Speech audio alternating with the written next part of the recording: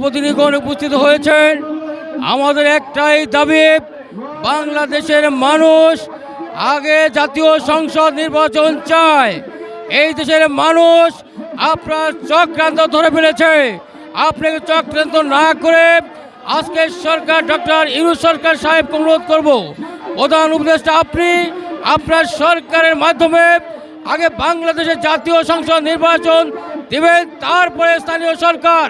যদি কোনো তালবাহানা করেন, বাংলাদেশের মানুষ অতীত আন্দোলন সংগ্রাম করে সরকারে হটিয়েছে।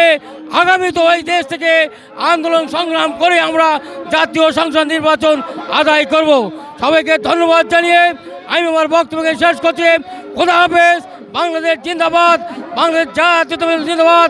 আমরা সিরাজগঞ্জের পক্ষ থেকে অভিনন্দন জানিয়ে আমি আমার বক্তব্য শেষ করছি।